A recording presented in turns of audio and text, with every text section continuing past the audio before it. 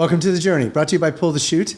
And today we're excited because we are sponsored by Networking Action, and we're excited that they were able to do that for us. I'm your host, Jeff Cecil. We are in the Executive Brand Growth Studios. Thanks to John and DJ for doing that as well. So we're excited that we've been able to pull all this together and bring some of our local businesses together so we can learn their stories. And today I'm here with Chris Chavez. And Chris, I'm just so excited for you to be here and learn more about what it is that you do. Yeah, I appreciate it. Thank you so much for having me. I love talking about what I do because it's a passion, really. That's great. Yeah. So it's it's not really work. It's a passion. So that's how you know you're in the right area. Yeah, right. Who said the line? I think Mark Twain. Find a job you love and you'll never work a day in your life. Exactly, right? And it's true. Yeah, it's true. Yeah, and I feel the same about what I do. So before we jump into what you do from a business standpoint, tell us about you. How did you get to where you're at today? And give us a little bit of backstory. Yeah, so it's pretty interesting. So I'm originally from Albuquerque, New Mexico. Okay. Whenever I say that, people are like, "Oh, Breaking Bad, I love it." I studied theater and dance there, and so being in front of the camera is kind of what I'm used to. Okay. And so it's comfortable for me. And so the next logical step was to hop behind the camera.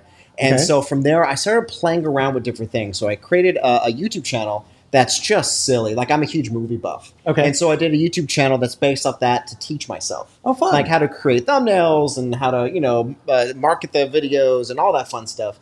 And it just kind of, I had fun with that. And I kind of went on from there. But I moved from Albuquerque to Seattle.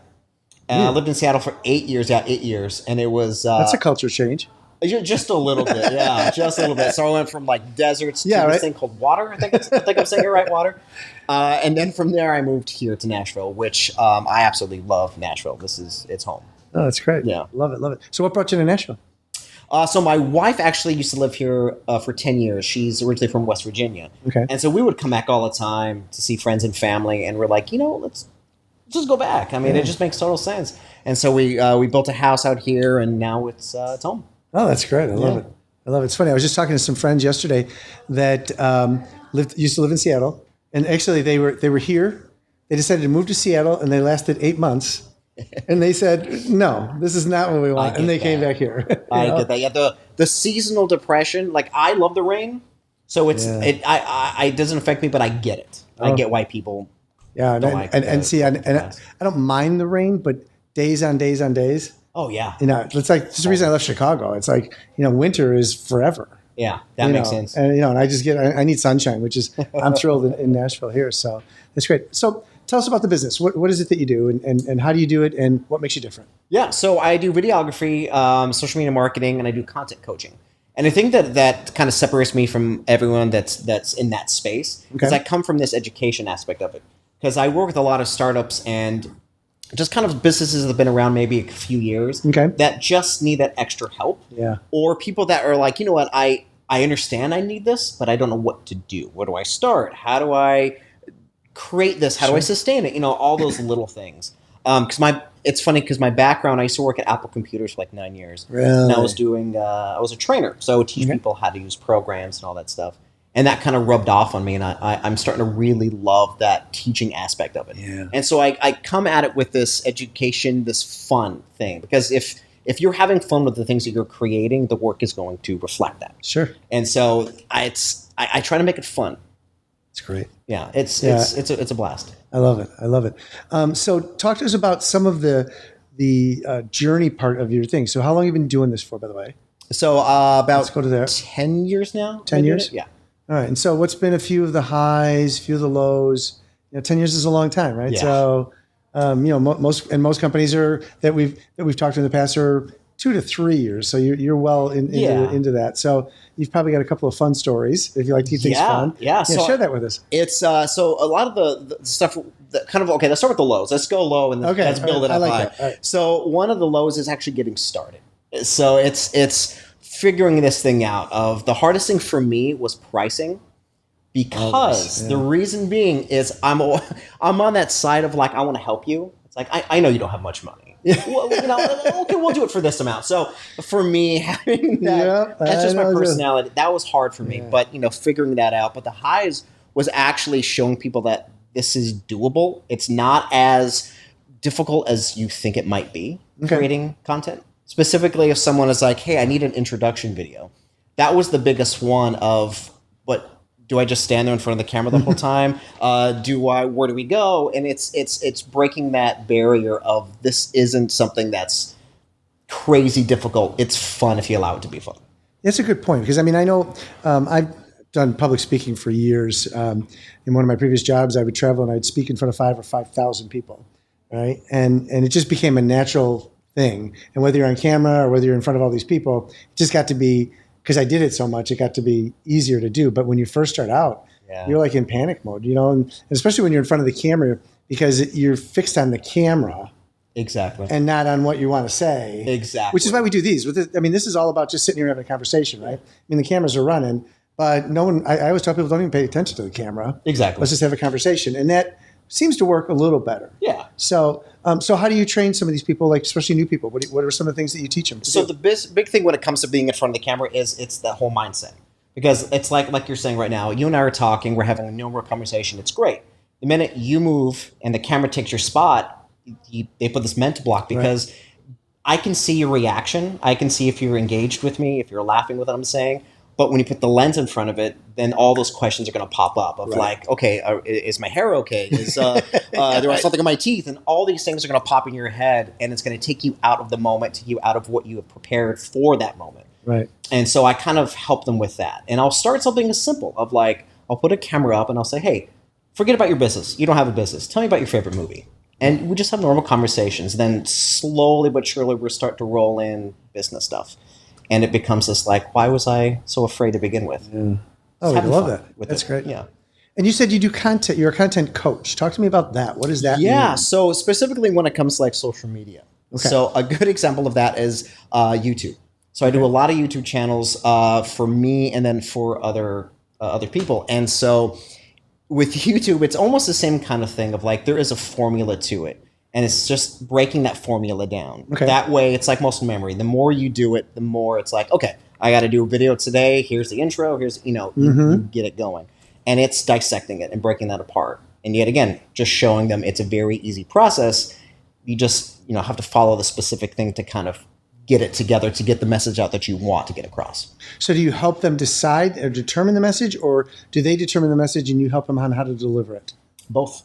So it's if they've created something already, it's like, all right, let's look at your channel. Let's see what's going on. Let's see what's working, what's not working. Are you following the latest trends? Just all that kind of stuff.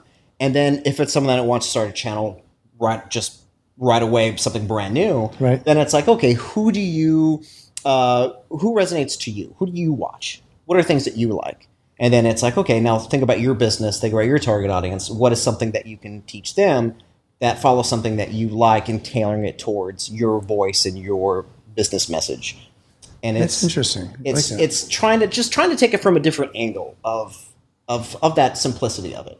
Because it could get complex very, very fast. Yeah. And so if you simply just break it apart in these little chunks, it's easier to digest for them. Totally get that. I always tell people, when you're looking at a project, don't look at the whole project because it's overwhelming. You can't get your arms around it. Yeah. Look at what you're doing today. Look at what you're doing this week.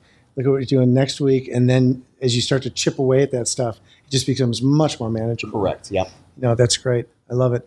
So when you do these YouTube channels, I mean, obviously we have one that we're doing these videos on. What are certain things that you're looking for? The biggest thing to me, honestly, is you could have the best message. You could have the best product. You could have the best service. But if you don't have that personality to kind of drive it, it's going to fall off the wayside. So that's the thing that I start with all the time. I lead with is be you. You have your own unique, specific trait.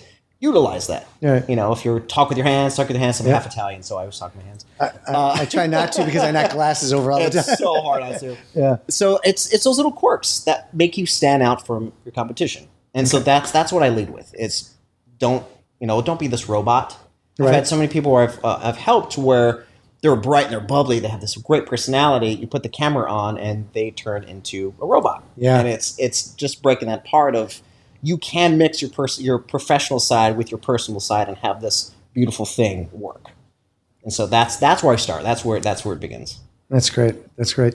So as you, first of all, let me back up a little. Where do you find clients?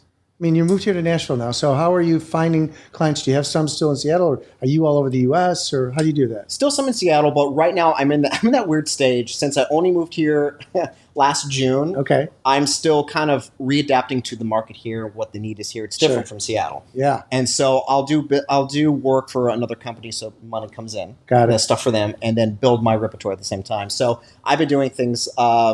Social media, connections, joining NIA, trying to find as many people as I can just to connect with them and just to see where they're at and get to know the market here.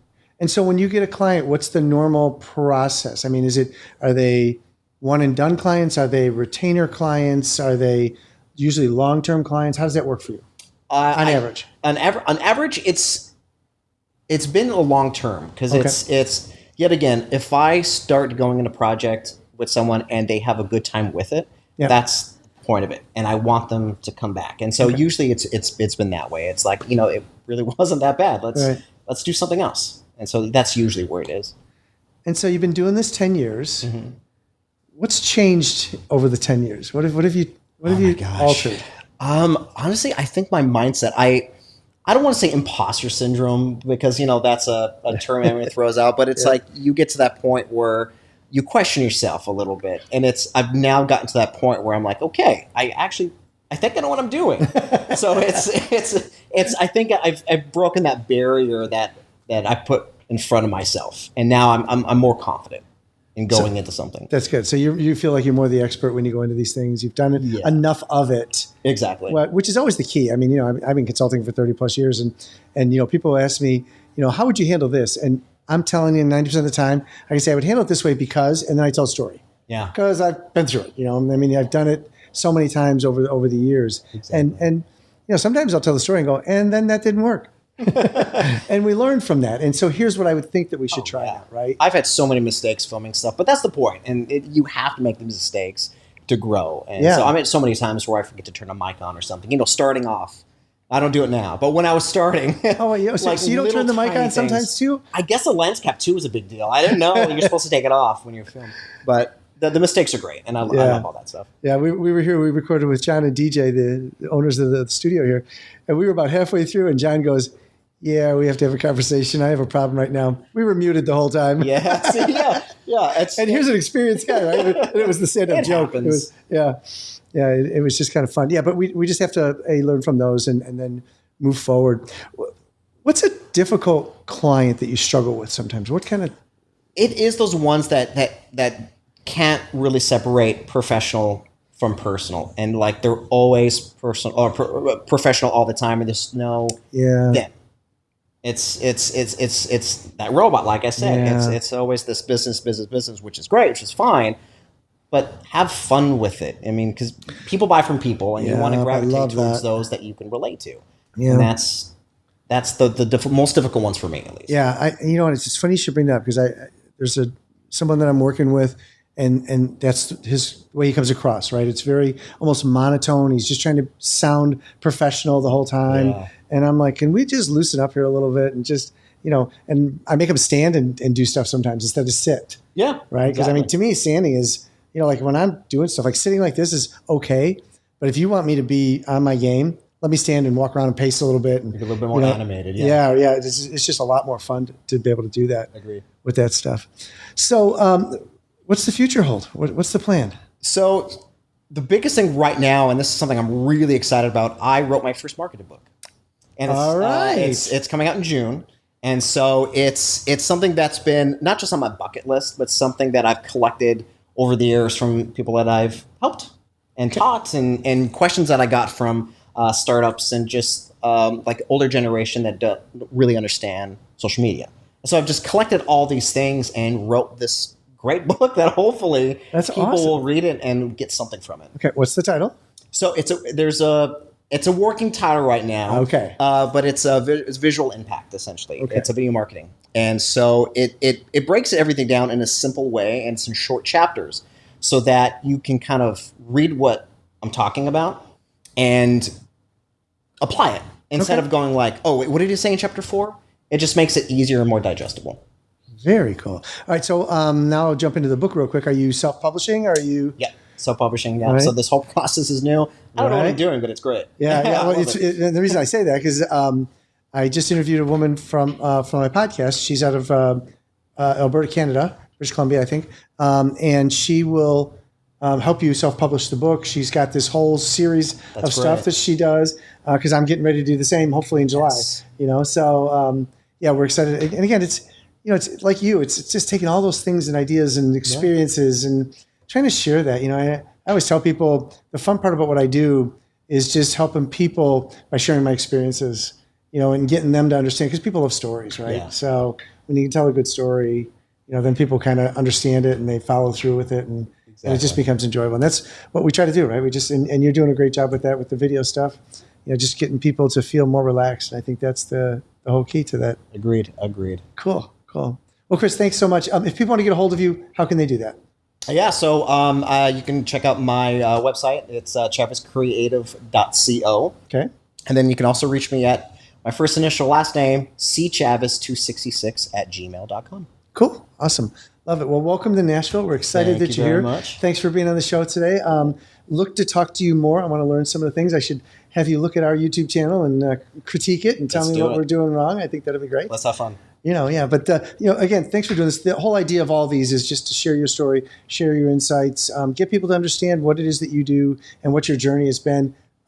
Fantastic journey for you so far. We're hoping that the future holds a lot more here in Nashville. So. I got faith. Yeah, there you go. Thanks, Chris. Appreciate it.